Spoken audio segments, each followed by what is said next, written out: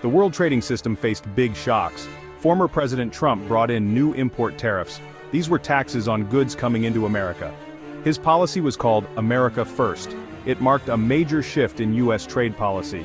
Many nations worried about these changes. The goal was to protect U.S. industries, but the effects were felt worldwide, especially in Europe. Steel imports faced a 25% tariff. Aluminum imports saw a 10% tariff. Many goods from China also got new high taxes. These actions disrupted long-standing trade relationships. The U.S. argued these were for national security and to fight unfair trade practices. Other countries did not always agree with this view. The European Union was directly in the line of fire. Specific EU goods were targeted by U.S. tariffs. This included some types of steel and aluminum. Automobiles from Europe were often threatened. This was a big worry for countries like Germany. The EU is a major trading bloc, so these tariffs had significant implications for its economy. This protectionist stance created a tense atmosphere. The EU had to figure out how to respond effectively. The stated purpose of these tariffs was clear. They aimed to shield American industries from foreign competition. The hope was to bring back manufacturing jobs to the U.S. This was a key promise of the America First agenda. Protecting domestic production was the main argument. It was about putting American workers first. This message resonated with some parts of the U.S. population, but many economists questioned this approach from the start. Another key justification involved national security. This was used for the steel and aluminum tariffs. The argument was that a strong domestic metals industry is vital. It is needed for defense and critical infrastructure. Therefore, imports supposedly posed a threat. This rationale was controversial internationally. Many allies, including in the EU, felt unfairly targeted. They argued their exports posed no security risk to the U.S. Tariffs were also presented as a tool for negotiation. The idea was to use them as leverage. The U.S. wanted to force other countries to change their trade practices. It sought what it called fairer and more reciprocal deals. This meant lower trade barriers for U.S. exports, and addressing issues like intellectual property theft. Critics quickly pointed out flaws in these justifications. They argued tariffs hurt American consumers and businesses too. The actual economic benefits for the U.S. remained highly debated.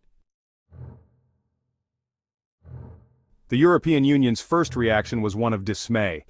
There was considerable surprise and deep concern in Brussels, and in the capitals of member states across the continent. The tariffs felt like a blow from a key ally. The EU had long championed open, rules-based trade. These U.S. actions directly challenged that system. Officials quickly began to assess the potential damage. The transatlantic relationship entered a strained phase. Export-driven economies within the EU felt an immediate chill. Germany, with its powerful car industry, was particularly vulnerable. The threat of auto tariffs was a constant source of anxiety. Other nations reliant on exports to the U.S. also worried. These included Italy, France, and Ireland. The interconnected nature of the EU economy meant trouble. Problems in one large member state could easily spread. Business confidence across the Eurozone took a noticeable hit. Companies became hesitant to make new investments. The uncertainty about future trade rules was a major factor. Supply chains were also under review. Firms started looking for ways to reduce their exposure.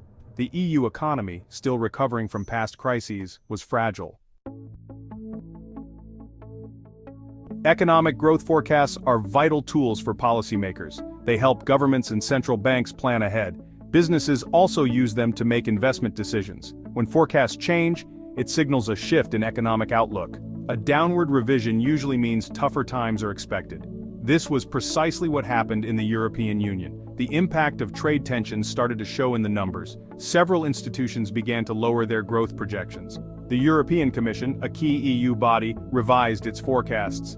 The International Monetary Fund, IMF, also signaled concerns. So did the European Central Bank, ECB. For example, growth that was perhaps projected at 2% might be cut. It could be lowered to 1.5% or even less for the Eurozone. These might seem like small changes in percentage points, but they represent billions of euros in lost economic output. Directly, U.S. tariffs made some EU exports more expensive. This reduced demand for those European goods in America. Then, EU retaliatory tariffs also had an economic cost. They made some U.S. goods pricier for European consumers and firms. Beyond this, global supply chains were disrupted. This increased costs and created inefficiencies for many businesses.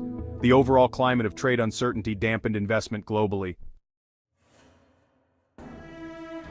From German cars to French wine, the European automotive sector felt the pressure intensely. German car manufacturers are global giants. Brands like BMW, Mercedes-Benz, and Volkswagen export many vehicles. The threat of U.S. tariffs on cars loomed large. Many iconic European foods and drinks were targeted. French wines faced U.S. tariffs. These tariffs hurt farmers and producers directly. They made European products more expensive for American consumers.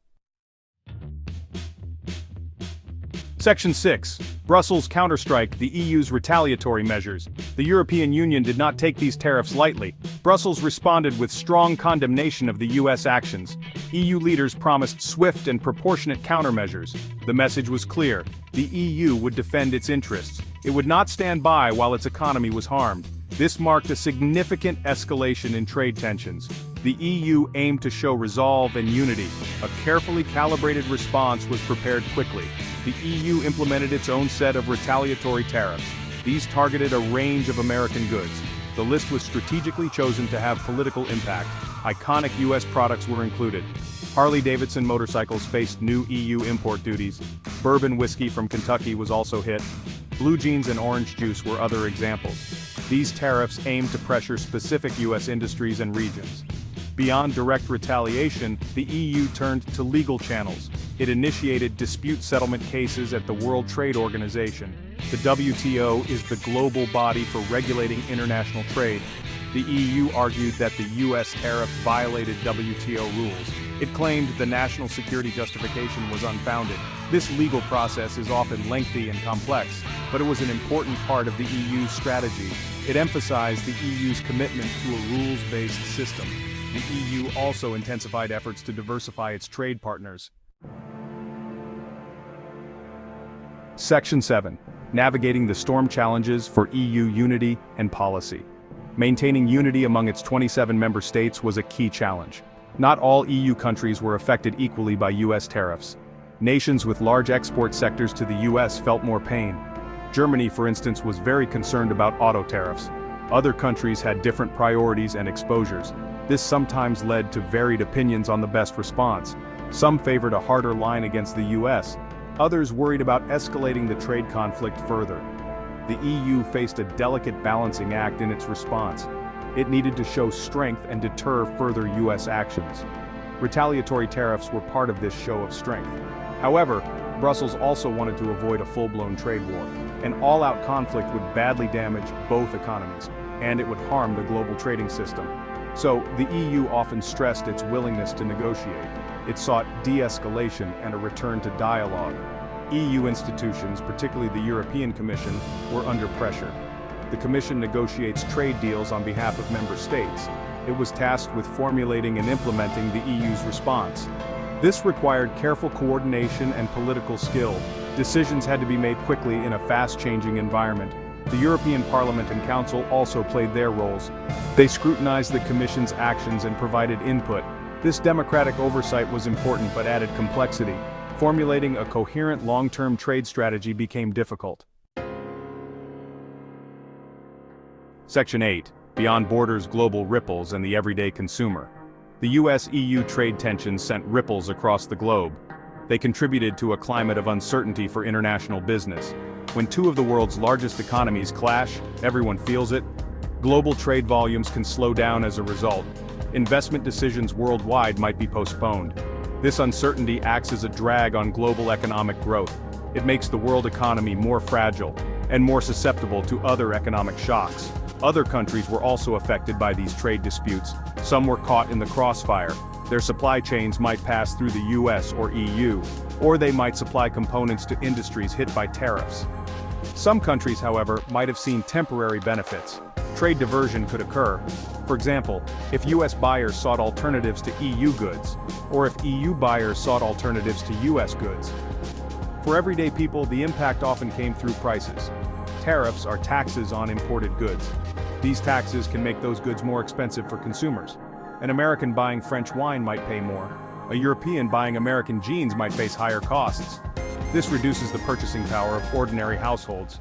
It is like a hidden tax on consumption. Section 9. The path ahead, uncertainty, negotiations, and future prospects.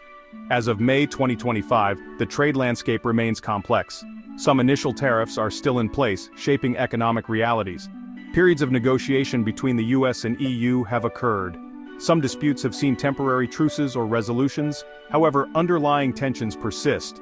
The risk of new disputes is ever present. Businesses and policymakers must navigate this uncertainty. Several future scenarios are possible for U.S.-EU trade relations. One path involves a comprehensive negotiated settlement. This could lead to the removal of tariffs and stronger cooperation. Another scenario is continued managed tensions. Disputes might be dealt with on a case-by-case basis. A more pessimistic outlook involves deepening trade conflicts. This could happen if protectionist pressures increase. The global political climate will heavily influence the path taken. International cooperation is crucial. A rules-based global trading system benefits all nations. It provides predictability and helps prevent trade wars. Institutions like the World Trade Organization play a crucial role. Though they face challenges, they offer a forum for resolving disputes. Dialogue and finding common ground are essential. This is true for the US and EU as major global players.